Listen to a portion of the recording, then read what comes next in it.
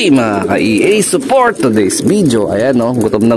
Akala mo hindi pinapakain ng mga ibon natin. Sobrang takaw. Tapos meron biglang lumitaw. Wala dapat akong plano mag-vlog, pero meron pala tayong loft visitor. Sabi ni nanay, kahapon pa to, nay? Padalaw-dalaw. Ayan no, nakakulay asul na singsing. Borgado ah.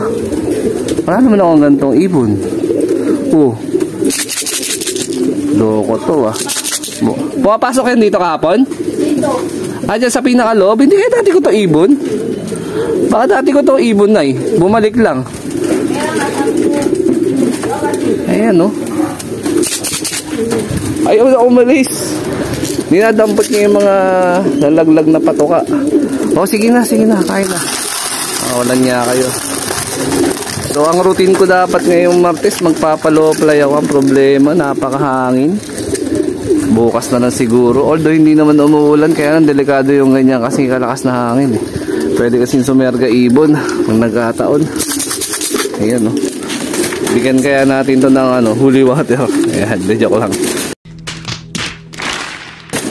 Hayaan lang natin siya dyan. So iba nating ibon dito. Ayan no.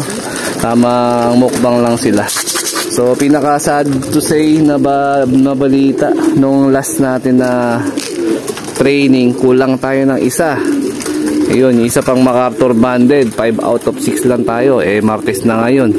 Kasalukuyan na yan, inaantay natin siya na bumalik sana para makahabol pa siya sa susunod na training. Bakit talaga niya mabilis oh? Saan kaya ito galing? Hindi kaya tukod to? Tapos dito na nag-stay oh. Loko to ah. Yan, congrats nga pala kay Chocolab. Ayan oh. One time multiple pulling winner. Sayang di natin naitagos ng ng old bird. Kung nagkataon, 3 kategory sana yung mapapanalunan niya. Ayan. Ayun yung isa pang loft visitor natin no. Ayun oh. Yung pato. Masarap sa Pasko yan eh. Kaya lang dapat pa yan eh. Joke lang. Ayan. Ayaw mga umalis oh. Dito sa pinakaloob? Anong oras na pumunta dito? Hapon? Hindi ko talaga matandaan kung meron akong gantong ibon eh. Pero kung sa kulay, blue bar, dati meron. Kaya lang sa singsing natin malalaman eh. Ayaw talaga umalis oh. Mukhang kondisyon naman eh. Oh.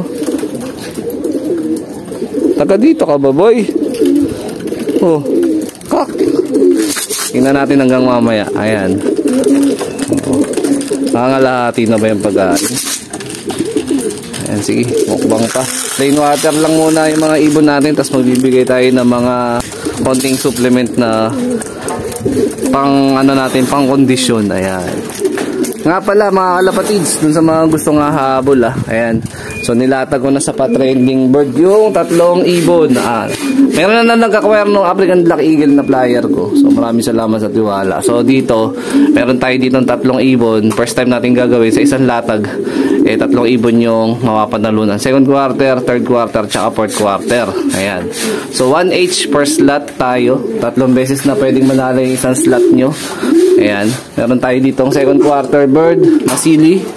Nagpulod sa atin to ng apari, tsaka kalbayog, finisher. Tapos yung flyer ko ng Grisel, Louis Chu, Vandenbroek. Ayan, third quarter. Tapos para sa pinale, ayan, pinale. Inbreed, Javier Leyte. Ayan o. Ready to breed na to. Or siguro palipasin nyo lang 1 month to 2 months. Pwede na i-breed yan. Ayan, hen.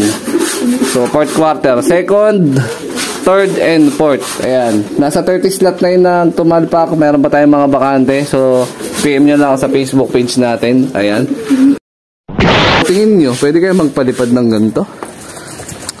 Bukas na lang siguro. Sa day off ko na lang. Medyo nag-aalanganin ako sa panahon pag ganyan eh. Baka mamaya madali pa eh. Tapos natabas na pala yung dito. Puno ng saging. Yan. Maraming salamat dun sa pumutol.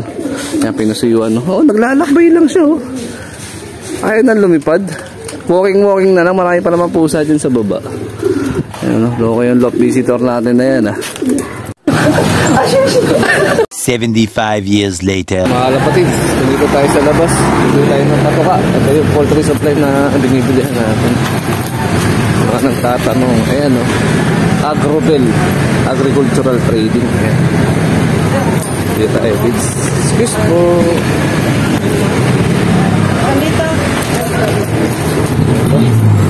Ito yung flyer mix na binibili natin. Ayan o. High flyer. Baka naman. Ayan o. Libre promotion. Tapos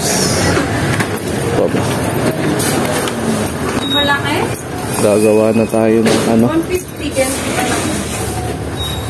Hindi ito. No. Litro. Ano po? 420. Ito barley. Gagawa tayo ng fuel mix. Order tayo. Ayan yung mga tropa natin, no? Tama ito sa vlog, ayaw mo? Ay, it's a vlog. Oh, it's a vlog. Hi guys. Oh, hi guys. Ano yun? Si Madam. Papa-assist tayo. Konti lang bibilin ko. May munggo kayo, be?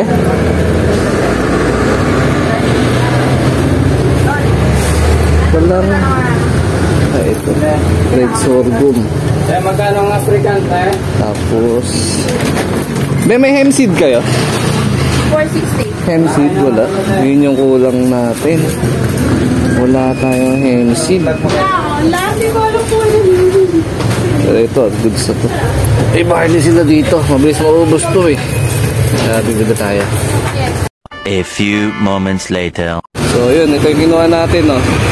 Sap, barley, dog food, red sorghum, kumuha rin tayo. Ito, red sorghum, tapos ano pa ba? Munggo.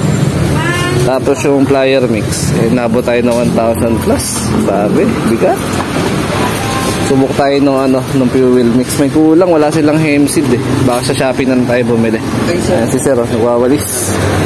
Ayan natin yung order natin. Ayan. 1,000 na naman tayo, guys. Wait naman, oh. Ayan, tropa natin. Ito na yung mga pinamili natin dun. Grabe, naka 1,000 tayo agad dun. Tapos yung blue bar na nakikain, ayun, oh. Nasa poste na. Pagtapos maipagmukbangan dito yung mga nalaglag na pagkain. Lumayas! Ayun, oh. Nakadapo sa poste. Mga hindi ko siya ibon. Kasi kung dati kong ibon yan, eh dapat pumasok na yan dito sa loob. Baka siguro talagang ginutom lang. So, kailangan natin itabo yun kasi di natin alam. Baka mamaya mayroon pang sakit yun eh. Pero nakabaksin naman yung mga ibon kaya walang magiging problema sa tingin ko. Yan. So, hindi na rin tayo magpapaloplay tsaka magtotos muna ngayon. Pas muna. Makapalang ulap, mahangin. So, bukas sana makapagpaloplay tayo, Merkules. Tapos, sad to say nga, wala pa rin yung isa nating nawawalang ibon. So, hindi man na lang ang pwedeng natin ikarga sa mga susunod na mga training. So, sana hindi na sila mabawasan.